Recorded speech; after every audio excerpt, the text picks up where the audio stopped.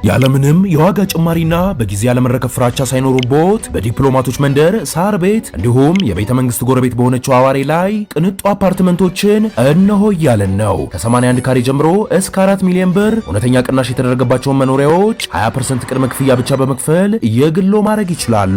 ለበለጠ መረጃ ከታች ባለው ስልክ ይደውሉ። ቴምር ሪል ስቴት። ሰላም ክብራትና ክብራን ሣድስ ቤተሰቦቼ እንደምን አደራችሁልኝ? በድጋሚ ተገናኝተናል። ያላችሁት በሣድስ የሚዲያ ዝግጅታችን ላይ ነው። እንግዲህ ዛሬ በጣም የሚገራርሙ መረጃዎችን ይዤላችኋለሁ። የመጀመሪያው የስታርባክስ ዓለም ላይ በጣም ተጽዕኖ ፈጣሪው የቡና ብራንድ ነው። ስታርባክስ እንግዲህ በተለያየ ዓለም ላይ ስትሄዱ ስታርባክስን መመልከት የተለመደ ነው። ያው በሀገራችን በኢትዮጵያ ስታርባክስን ተመልክቶ እንግዲህ ግልጽ የሆነ የመሸጫ ቦታ እንደሌለው ይታወቃል። ነገር ግን አሁን በጣም የሚገርም ዜና ለኢትዮጵያ ይዞ መጥቷል። ስታርባክስ በተለይም ደግሞ እንግዲህ ከ5 ሚሊዮን በላይ ሰዎችን ሊጠቅም የሚችል ነገር ውስጡ ተካቷል። ይህን ጉዳይ በተመለከተ ምንድነው በጣም very good news ጥሩ ዜና ነው። ስለዚህ ይህን በተመለከተ ያለውን ነገር ነግራችኋለሁ። ከዚህ ቀደም እንግዲህ በኢትዮጵያና በስታርባክስ መካከል ተፈጥሮ የነበረ ጠብ እንደነበረ ይታወቃል።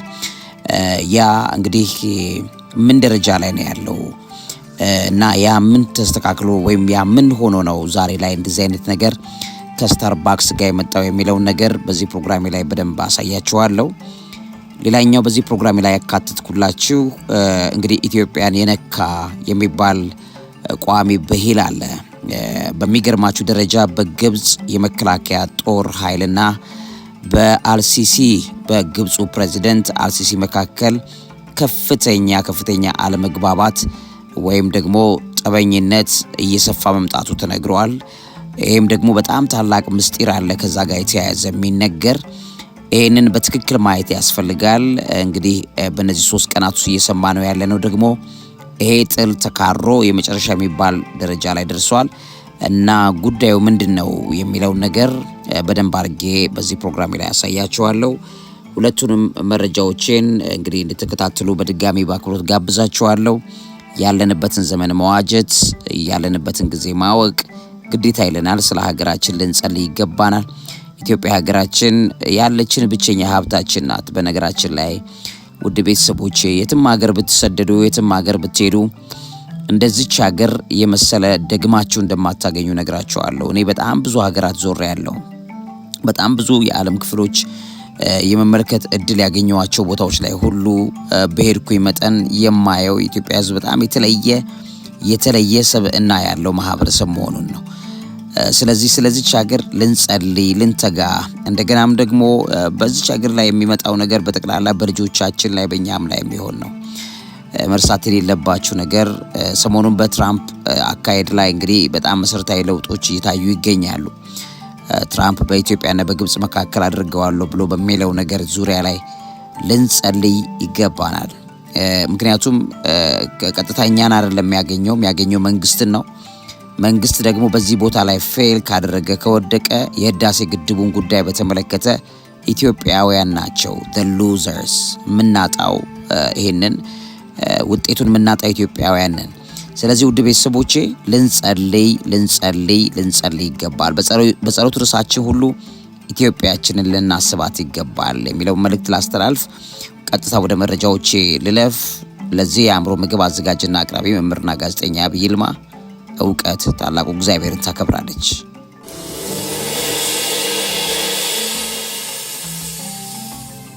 እንግዲህ ውድ ቤተሰቦቼ ከግብጽ ፖለቲካ ልጀምርና ከዛ ስታርባክስ ከኢትዮጵያ ጋር ያለውን በተመለከተ መልካም ዜና ቀጥዬ ነግራችኋለሁ።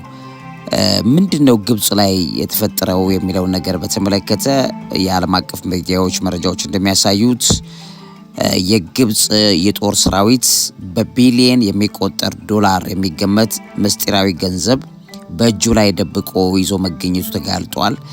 ይሄ የተደበቀው ሀብት እንግዲህ የጦር ሰራዊቱ ምስጢራዊ ክምችት ከግብጽ አጠቃላይ የውጭ ዕዳ በላይ ያለ ገንዘብ እንደሆነ ታውቋል ማለት ነው። እንግዲህ ግብጽ እንደሚታወቀው የዕዳ ቀውስ ውስጥ ናት ያለችው። ይሄን ጉዳይ በተመለከተ ይሄ መንግስት ወይም የጦር ኃይል በጠቅላላ የያዘው የከመረው ዶላርና ገንዘብ በሚገርም ደረጃ የሀገሪቱ ካለባት ዕዳ እጅግ በጣም ብዙ መክፈል የሚችል እንደሆነ ይሄም ደግሞ አልሲሲ በጣም ዳበሳጫቸው። ይሄን ጉዳይ በተመለከተም አይኤምኤፍ አደጋ እንዳለው እየገለጸ መሆኑ ይታወቃል። እና ግብጽ አሁን ባለችበት ሁኔታ ላይ ከኢትዮጵያ ጋር በገባችው የጦርነት ቀውስ ወይም የዚህ የጂኦፖለቲካል የሆነው ቀውስ ላይ ከፍተኛ ብር ነው እያወጣች ያለችው። በእልህ ነው እየሄደች ያለችው። ከፍተኛ የዕዳ ቀውስ ውስጥ ናት ግብጽ ያለችው። እንደሚታወቀው የግብጽ ሰራዊት እንግዲህ የጦር ሰራዊቱ በታህሳስ 2025 የሀገሪቱን የብድር ቀውስ ለመፍታት የቀረበበት ጥያቄ አለ እና ያን ጥያቄ ውድቅ ማድረጉ ከዛ በኋላ ከአልሲሲ ጋር አለመስማማት እንዲጨምር እንዳደረገው ይነገራል። ከአጠቃላይ ቁጥጥር ውጪ እንደሆነ ነው እየተነገረ ያለው። ይህ ገንዘብ እንግዲህ በሲቪል ባለስልጣናት እጅ የማይገባና ሊታይ የማይችል እንደሆነ እየተነገረ ይገኛል። የአልሲሲ መንግስት ጥያቄ አቅርቧል። የግብጽ መንግስት የዕዳ ችግሩን ለመፍታት የጦር ኃይሉን እርዳታ ጠይቆ እንደነበረ ይታወቃል እና የመጠባበቂያ ክምችት አለው። የጦር ሰራዊቱ ከፍተኛ መጠን ያለው ዶላር ተጠባባቂ ወይም ሪዘርቭ ይዟል። የባንክ ተቀማጩም እንግዲህ ገንዘቡ በሀገሪቱ ውስጥ ባሉ ሁለት ዋና የመንግስት ባንኮች ማለትም የግብጽ ብሔራዊ ባንክ ኤንቢኢ በሚባለውና የባንክ ምስር የሚባል አለ። የባንክ ምስር ወይም ባንክ ምስር በዛ የተቀመጠ ነው ገንዘቡ። አንበሳ የሆነ የጦር ሰራዊቱን ገንዘብ ይነካል የሚል ዛቻ እንዳለበት በትክክል ትረዳላችሁ። ከዚህ ጋር ውጪ ደግሞ አካላዊ ወይም ደግሞ ፊዚካል የሆነም የያዛቸው ነገሮች አሉ። ገንዘቡ በተጠቀሱት ባንኮች ውስጥ በአካል የተገኘ እንደገናም ደግሞ የማይታዩ ሀብቶችም ጭምር የተደበቀ መሆኑ ተረጋግጧል።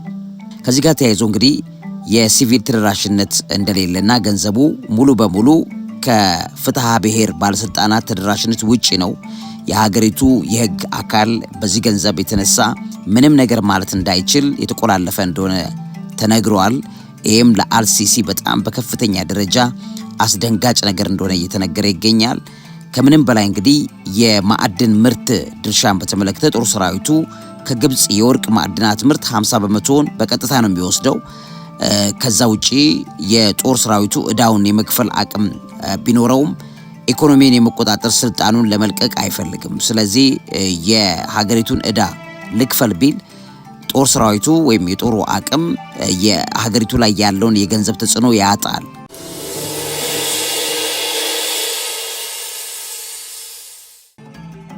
ስለዚህ ከመንግስት ጋር ተፋጦ ከአልሲሲ መንግስት ጋር እጅግ በጣም ተገፋፍጦ ነው ያለው። የጦር ሰራዊቱ እንግዲህ የኢኮኖሚ እንቅስቃሴዎችን በሲቪል ቁጥጥር ስር እንዳይሆን አድርጎታል ማለት ነው። የጦር ሰራዊቱ እያደገ የመጣውን የግብጽን የኢኮኖሚ ተጽዕኖ በፕሬዝዳንት አልሲሲ መንግስት በጣም በከፍተኛ የዕዳ ቀውስ ውስጥ ገብቶ መንግስት እንዲዳክርና ምንም አይነት አቅም እንዲያጣ መንግስትን የሀገሪቱ ወይም የግብጽ የጦር ሰራዊት ወይም የጦሩ በአጠቃላይ የመከላከያው ሰራዊቱ ያንን ተጽዕኖ ይዞ ቀጥሏል ማለት ነው። እንደሚታወቀው የግብጽ የውጭ ዕዳ በአጠቃላይ በ2025 ብቻ ወደ 161.2 ቢሊዮን የአሜሪካን ዶላር እንደደረሰ ይታወቃል።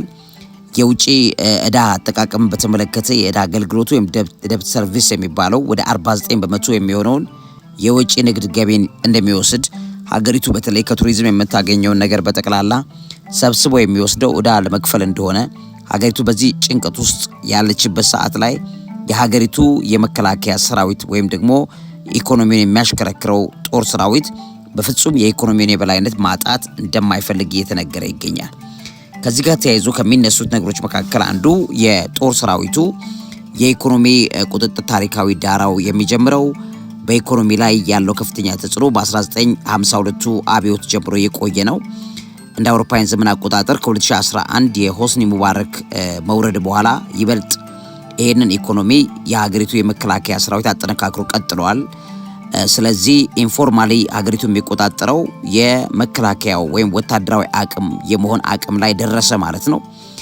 ፕሬዚዳንት አልሲሲ እንግዲህ በ2014 ስልጣን ከያዙ በኋላ ወታደሩ በግንባታ በግብርና በሌሎችም የንግድ ዘርፎች ላይ ነው ያለውን የበላይነት በስፋት ሊጨምር ቻለ ማለት ነው። ሪል ስቴቶችን ሁሉ ሳይቀር ይይዛል። ኢኮኖሚውን በጠቅላላ ተቆጣጥሮታል። የወታደራዊ ተቋማትን በተለይ ወርቅን ጨምሮ በሀገሪቱ ወሳኝ የኢኮኖሚ ዘርፎች ላይ የጠነከረ ቁጥጥር ወታደሮች ያደርጋሉ ማለት ነው። ከዚህ ጋር ተያይዞ ለምሳሌ የወርቅ ኢንዱስትሪውን በተመለከተ የግብጽ ጦር የሀገሪቱን የወርቅ ኢንዱስትሪ ወደ 50% የሚጠጋውን አጠቃላይ ገቢ የሚወስደው የሀገሪቱ መከላከያ ሰራዊት መሆኑ አሁን ሀገሪቱ ካለባት ድቀት ጋር በእጅግ ትልቅ ስጋት ነው ተብሎ ከአልሲሲ መንግስት ጋር ከፍተኛ ፍጥጫ ውስጥ ሊገባ ችሏል ማለት ነው። በ2014 የወጣው ህግ የመከላከያ ሚኒስትሩ የማዕድን ቁፋሮችን እንዲያጸድቅ፣ ክፍያዎችን እንዲሰበስብ ስልጣን ተሰጥቶታል። ያን እንዲሰጠው ያደረገውም እጅ ጠምዝዞ እንደሆነ ለማወቅ ተችሏል። አብዛኛዎቹ የወርቅ ማውጫ ቦታዎች በወታደራዊ ቁጥጥር ስር ነው ያሉት። ስለዚህ ወታደሩ ነው የሚቆጣጠራቸው። እነዚህም ቦታዎች መንግስት መቆጣጠር አይችልም። የወታደር ኩባንያዎች ከወርቅ ማውጣት 50% ድርሻ በቀጥታ ይወስዳሉ ብቻ አይደለም፣ በሚገርም ደረጃ ከፍተኛ ወርቅ ሀገሪቱ መንግስት በማያውቀው ደረጃ ላይ በዚሁ በሀገሪቱ መከላከያ ወይም የጦር አቅም ውስጥ በቁጥጥር ስር ሊውል ችሏል ማለት ነው። ይህም እንግዲህ ከአልሲሲ መንግስት ከፍተኛ ጠብ ውስጥ ወይም በግዞት ውስጥ ያለ መንግስት እንዲሆን እንዳደረገው ይነገራል። ከወርቅ የሚገኘውን ገቢ በአመት ወደ $500 ሚሊዮን የሚገመት ነው። ይህም የጦር ኃይሉን የዶላር ገቢ ዋና ምንጭ እንዲሆንም እንዳደረገው ይነገራል። ይሄ ገቢ እንግዲህ በቀጥታ ወደ ወታደራዊ የባንክ ሂሳቦች ነው የሚገባው። ሲቪል ባለስልጣናት ይህንን የማየት ስልጣን የላቸውም። የመቆጣጠር ስልጣንም እንዲያጡ ተደርገዋል። ከወርቅ ማውጣት በተጨማሪም እንግዲህ ይሄው የግብጽ ወታደራዊ ተቋማት ጥሬ ወርቅን ያስገባሉ፣ ያቀነባብራሉ። እንደገናም ወደ ውጪ የመላክ ስራ ላይ ከፍተኛ ተሳትፎ ይዘዋል። ይህም በየአመቱ በቢሊዮን የሚቆጠር ዶላር ገቢ እንዲያገኙ ያደርጋቸዋል። ከሀገሪቱ መንግስት ይልቅ ከሀገሪቱ ካሉ መልቲ ቢሊዮነሮች ወይም ሀብታሞች ይልቅ የወታደሩ ሀብት በእጅጉ እየጨመረ መጥቷል።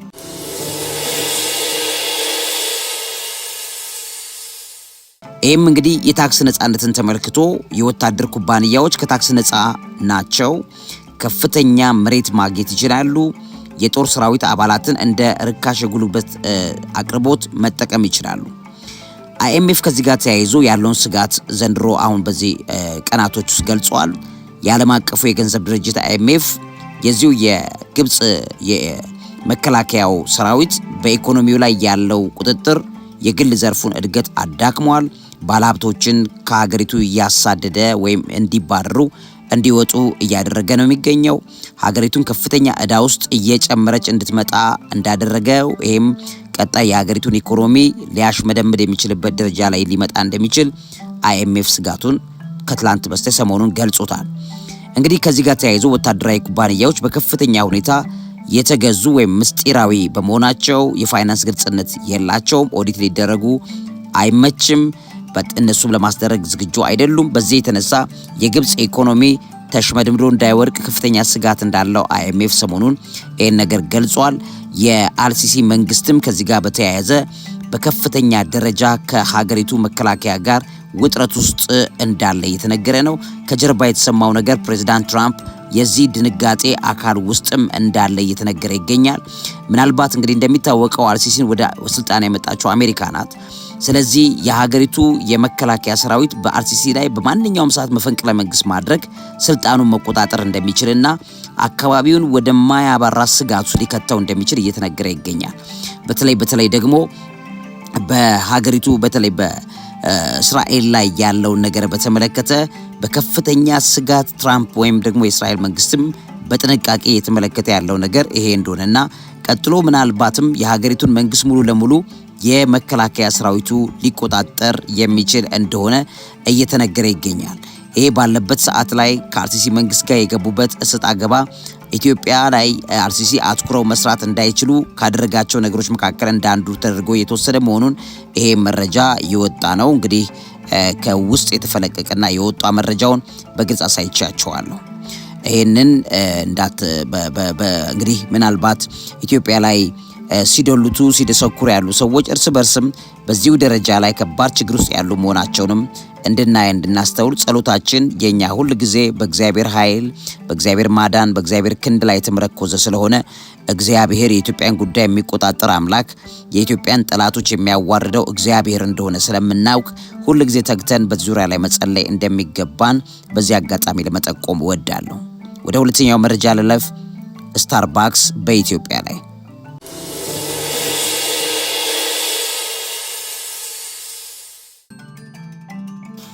እንግዲህ ክቡራትና ክቡራን የሣድስ ቤተሰቦቼ ስታርባክስን በተመለከተ እንግዲህ ዓለም አቀፍ ተጽዕኖ ፈጣሪ የቡና ሻጭ ተቋም ነው። ከኢትዮጵያ ጋር ባለበት ሁኔታ እንግዲህ አሁን በጣም ጥሩ ዜና ይዞ መጥቷል። እንደሚታወቀው ግን ከዚህ ቀደም ከስታርባክስ ጋር ከፍተኛ እሰጥ አገባ እንደነበረ ይታወቃል። ከኢትዮጵያ መንግስትና በስታርባክስ መካከል ችግር እንደነበረ ይታወቃል ማለት ነው። ይህም እንግዲህ ስታርባክስ የኢትዮጵያ ቡና ታሪክ ላይ በተለይም በንግድ ምልክት ወይም በትሬድ ማርክ ላይ ጥበቃን በተመለከተ የተደረገ ፍልሚያ እንደነበረ ይታወቃል በኢትዮጵያና በስታርባክስ መካከል።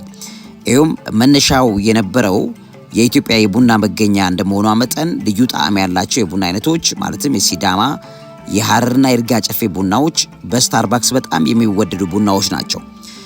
ሆኖም እንግዲህ ለረጅም ጊዜ እነዚህ ቡና አይነቶች በዓለም ገበያ በሚሸጡበት ጊዜ አምራች ገበሬዎች የሚገባቸውን ያክል ትርፍ እንዳያገኙ ሆኖ እንደቆየ ይታወቃል።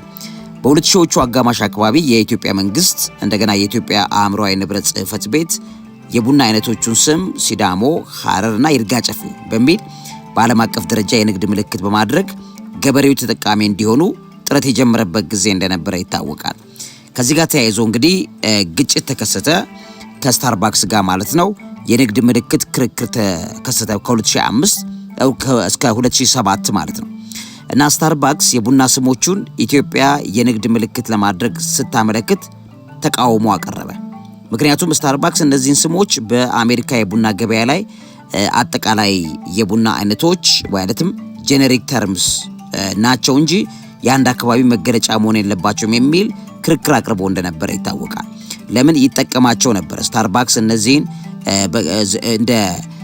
ልክ እንደ ብራንድ አድርጎ ይጠቀማቸው በተለያየ ቦታዎች ላይ እነዚህን እንደ ጄኔሪክ ተርምስ አድርጎ ይጠቀማቸው የነበረበት ጊዜ ነበረ።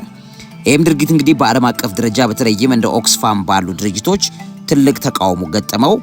ስለዚህ ስታርባክስ ከደሃ አምራቾች የቡና ስም ለመስረቅ እየሞከረ ነው የሚል ዘመቻ ተከፈተበት ከ2005 ከ2007። ይህም በመሰረት በማድረግ እንግዲህ ከብዙ ወራት ውዝግብ በኋላ በሰኔ 2007 ዓ.ም ማለትም በጁን 2007 ስታርባክስ እና የኢትዮጵያ መንግስት ወደ ስምምነት እንዲደርሱ ተደረገ። ስምምነቱ ስታርባክስ የኢትዮጵያ የቡና ስሞች ማለትም ሲዳሞ፣ ሐረር፣ ይርጋ ጨፌ እነዚህን እውቅና እንዲሰጥ ተደረገ ማለት ነው። ጥቅሙም እንግዲህ ኢትዮጵያ በዓለም ገበያ የቡናን ጥራትና ስም በማስተዋወቅ የተሻለ ዋጋ ማግኘት የሚያስችላትን የፈቃድ አሰጣጥ ወይም ላይሰንሲንግ አግሪመንት ስርዓት እንድትዘረጋ እንዳደረጋት ይታወቃል። እንግዲህ ከ2007 እስከ 2026 አሁን ሰሞኑን እስከሆነው ድረስ ያለው ጉዳይን በተመለከተ ሽርክናው እየጨመረ መጣ። ስታርባክስ ከኢትዮጵያ ጋር ያለው ግንኙነት በመሻሻል የቡና ግዢውን በእጅጉ ሊጨምረው ቻለ ማለት ነው። ከዚህ ጋር ተያይዞ ስታርባክስ እንግዲህ በአዲስ አበባ የቡና አምራቾችን የሚደግፍ ላቦራቶሪና የቴክኒክ ድጋፍ ማዕከል አቋቋመ ማለት ነው። የኢትዮጵያም እንግዲህ ቡና በስታርባክስ አሁን ባለበት ሁኔታ የኢትዮጵያ ቡና በተለይም የሲዳማና የይርጋ ጨፌ ቡና ሲንግል ኦሪጂን በሚል ስያሜ በዓለም አቀፍ ደረጃ ላይ ስታርባክስ እያከፋፈለ ይገኛል ማለት ነው። ከዚህ ጋር ተያይዞ የስታርባክስና የኢትዮጵያ ታሪክ ላይ በሀገር ውስጥ እውቀትን ሀብትን ማለትም ጂኦግራፊካል ኢንዲኬሽንስን በዓለም አቀፍ የንግድ ሕግ በማስጠበቅ ድሃ አምራቾች ከካምፓኒዎች ጋር እኩል ተጠቃሚ መሆን የሚችሉበትን ነገር ለማሳየት ስታርባክስ ከፍተኛ ዜና ይዞ መጥቷል።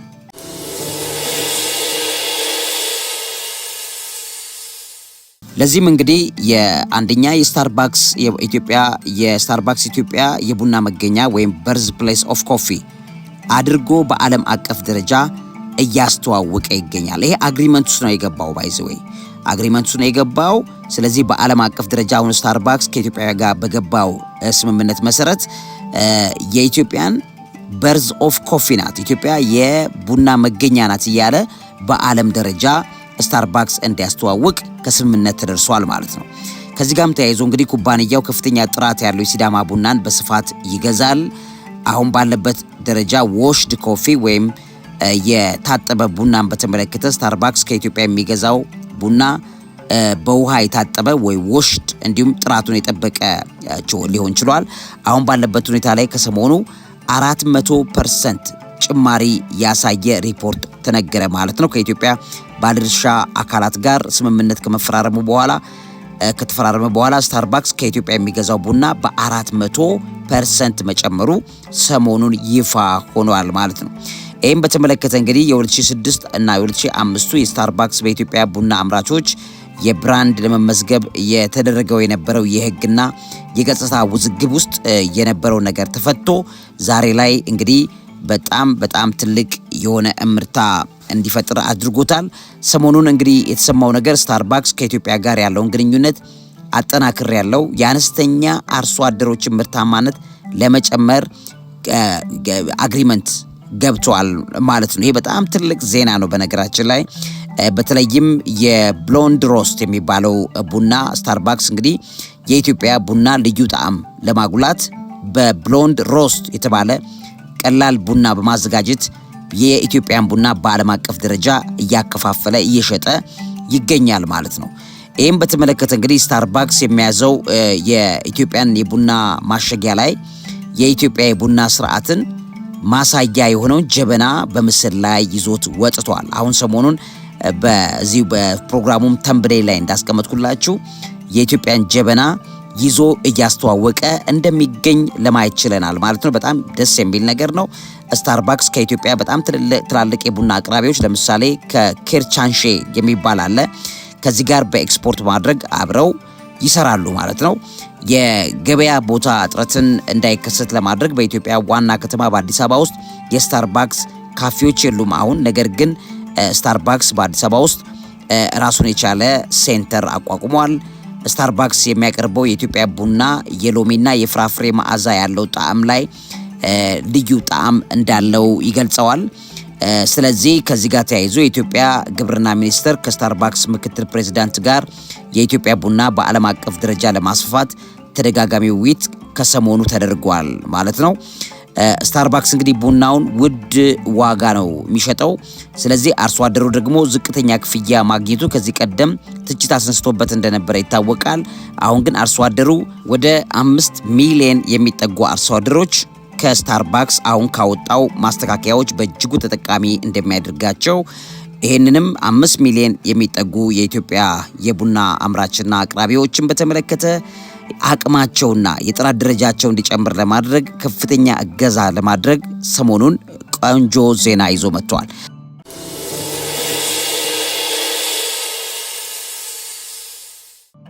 ስታርባክስ እንግዲህ በኢትዮጵያ ውስጥ ቀጣይነት ያለው የቡና ልማት ወይ ሰስተናቢሊቲ እንዲኖር ለነዚህ አርሶ አደሮች ድጋፍ የሚያደርግበትን ነገር እንደሚሰራ በግልጽ አሳይቷል።